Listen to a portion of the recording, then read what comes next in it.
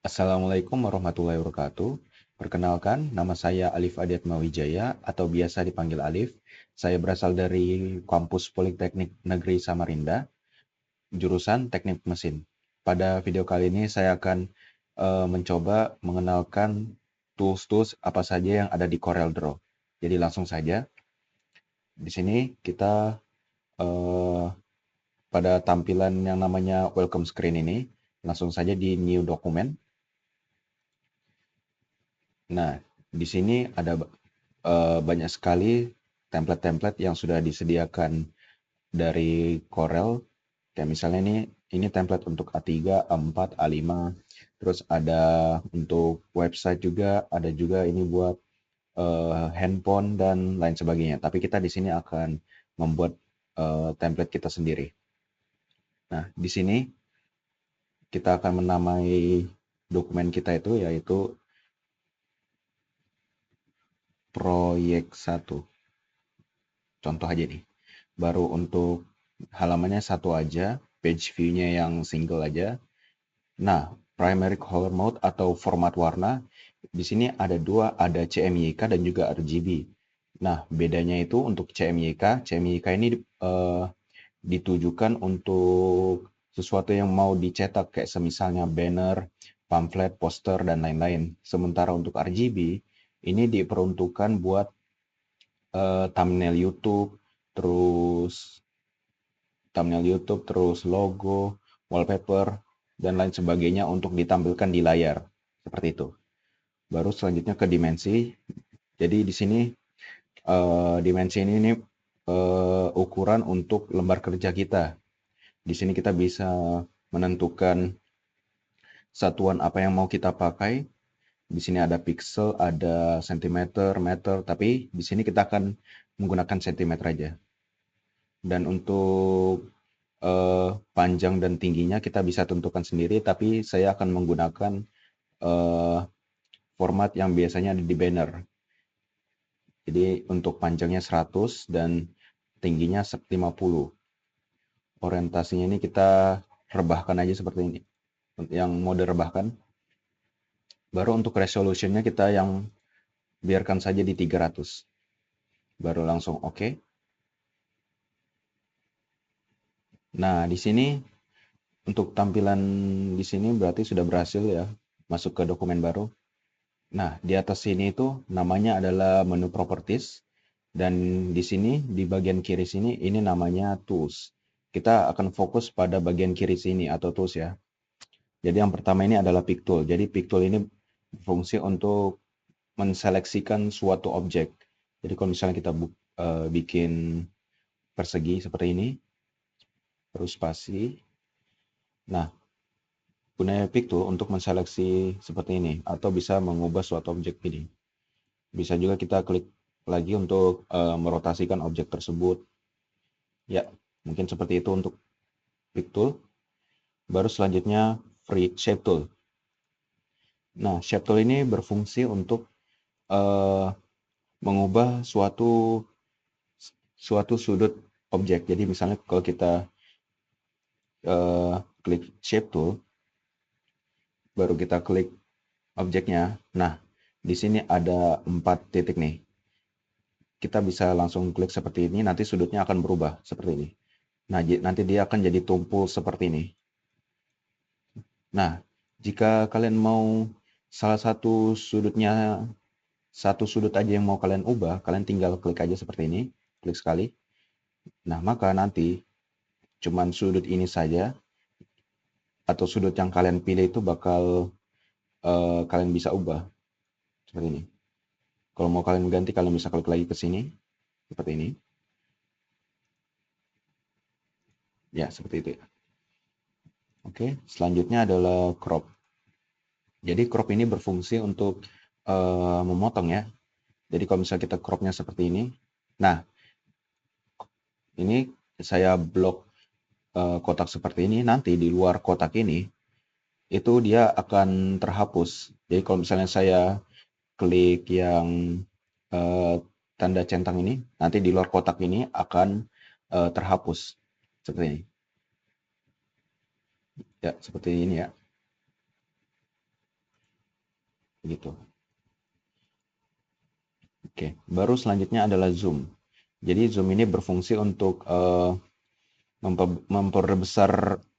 memperbesar lembaran kerja kita, atau kita bisa melihat hal-hal detail kecil. Kalau misalnya di lembar kerja kita ini ada kayak sesuatu yang nggak bisa kita lihat secara kecil banget, karena kecil banget ukurannya, kayak misalnya kayak gini. Nah, kita bisa tinggal klik aja di detail mana yang mau kita zoom seperti ini. Atau juga kita bisa blok seperti ini, kita tahan. Nanti maka akan langsung ditujukan ke tampilan yang mau kita blok. Nah, seperti itu. Itu untuk zoom. Selanjutnya adalah freehand. Jadi freehand ini berfungsi untuk membuat ya seperti sketch, membuat garis seperti ini aja ya. Garis semau kita, nanti dia akan menjadi kayak semacam bentuk sendiri seperti ini. Oke, itu untuk freehand. Baru selanjutnya adalah two point. Jadi two point ini kita membuat sebuah garis lurus dari titik awal, baru kita mencari titik akhirnya seperti ini. Oke, itu untuk two point. Nah, selanjutnya adalah paintbrush. Jadi paintbrush ini dia kuas ya, dikuas. Nanti bentuknya akan seperti ini. Ini kalau dari saya cocoknya untuk buat kayak kayak pemandangan gitu. Itu untuk paintbrush. Baru selanjutnya adalah artistic media. Jadi artistic media ini dia seperti kuas biasa juga seperti ini, tapi ini biasa diperuntukkan buat kayak aksara atau mungkin kaligrafi gitu. Oke, itu untuk artistik. Nah, baru selanjutnya ini rectangle. Rectangle ini buat membuat suatu bentuk untuk seperti persegi kayak gini atau persegi panjang juga bagus gitu. Sama halnya dengan ini lingkaran atau circle. Seperti ini kita bisa bikin bentuk lingkaran seperti ini. Di sini juga ada polygon. Polygon ini juga untuk sama. Kita bisa membuat sebuah polygon seperti ini. Oke, baru selanjutnya adalah font.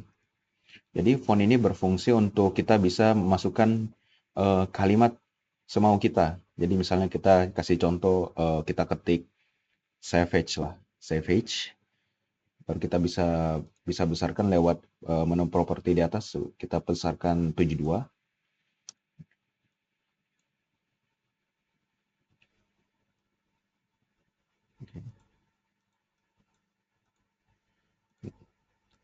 Nah, di sini kita juga bisa ganti style dari fontnya. Kayak misalnya kita bisa ganti jadi impact ini. Nah, bagus kan? Seperti ini. Nah, di font ini kita juga bisa ganti warnanya. Kayak misalnya kita ganti warna biru untuk seperti ini. Seperti ini ya. Oh ya, sama satu lagi. Untuk semua bentuk yang kayak misalnya persegi ini, kita juga bisa ganti warnanya. Kita ke bagian kanan sini, ini namanya color palette ya. Jadi color palette ini kita bisa kasih warna ke suatu objek. Kayak misalnya kita kasih warna hijau. Nah, hijau nih. Kita juga bisa kasih warna juga untuk outline-nya atau garis yang mengelilingi objeknya. Kayak misalnya kita warna merah. Nah, karena outline-nya mungkin nggak kelihatan, kita besarin untuk yang di laut sini. Nah, besar. Oh ya, untuk cara mewarnai outline-nya itu kita tinggal klik kanan warna yang mau kita pakai. Kayak misalnya ini bisa kita ganti untuk pink. Nah, untuk warna dalamnya kita tinggal klik kiri aja seperti ini. Jadi klik kanan untuk outline-nya, klik kiri untuk mewarnai dalamnya ini. Seperti itu. Dan juga untuk kasus font ini dia agak berbeda nih.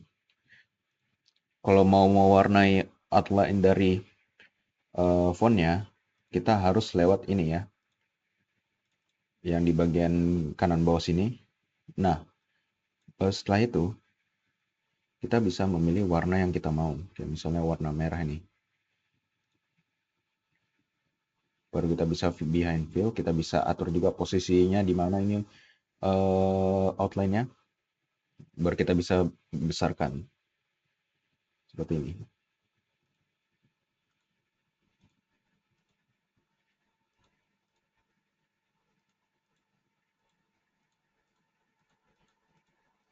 Ya, ini seperti ini ya. Nah, jadi dia akan seperti ini outline-nya. Siap. Dan seperti itu.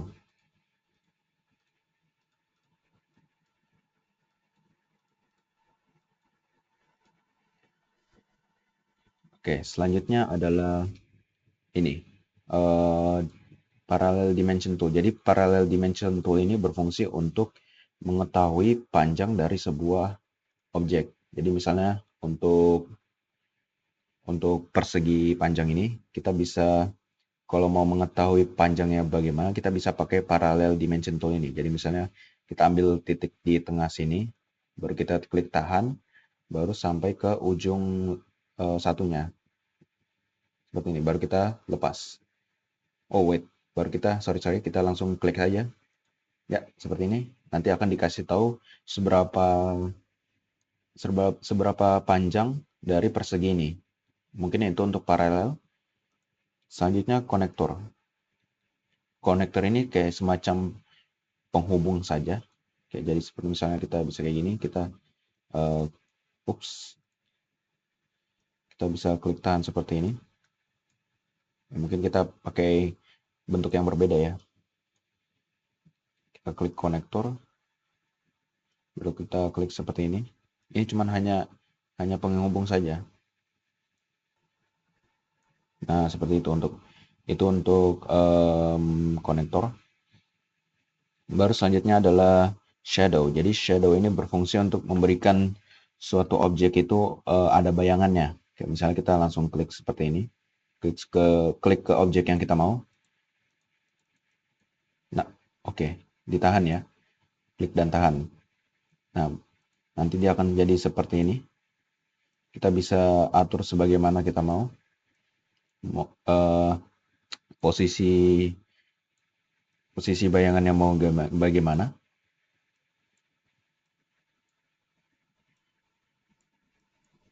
Kita juga bisa mengatur kepekatan dari bayangannya seperti ini. Jadi tinggal klik saja yang di bagian tengah sini. Mungkin seperti itu. Itu untuk shadow ya. Selanjutnya adalah transparansi. Transparansi ini berfungsi untuk membuat istilahnya itu kayak membuat dia itu tidak kelihatan objeknya. Jadi misalnya kita bikin seperti ini. Baru kita kasih warna, misalnya warna kuning. Terus objek belakangnya warna merah.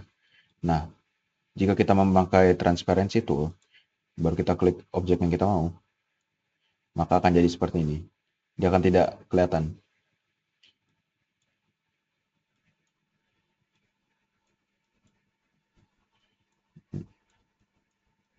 Gambarnya tidak kelihatan seperti ini ya. Oke.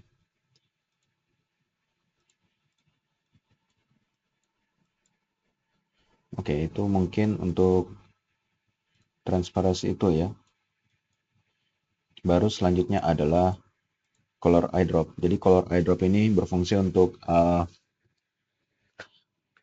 istilahnya mengcopy pastekan suatu warna dari objek ke objek lainnya. Kayak misalnya kita ambil warna merah nih. Baru kita tinggal paste ke sini.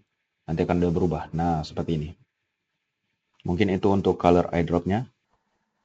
Oke, baru selanjutnya adalah atribut eyedrop. Jadi atribut eyedrop ini berfungsi untuk mengcopy pastekan seluruh warna pada objeknya, mulai dari ini warna dalamnya sama outline-nya seperti ini.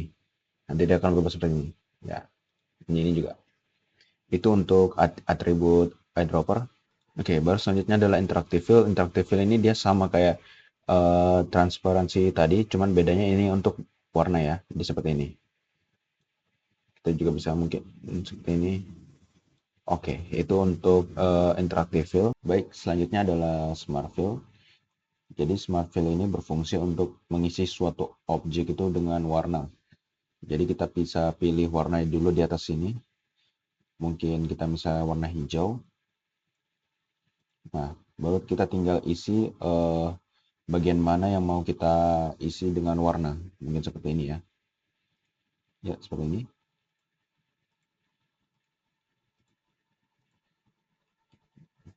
Oke. Mungkin seperti ini ya untuk smart fill. Oke. Itu saja dari saya. Mohon maaf bila ada kesalahan dalam penjelasan, mungkin kata-kata saya kurang bagus. Saya akhiri. Wassalamualaikum warahmatullahi wabarakatuh.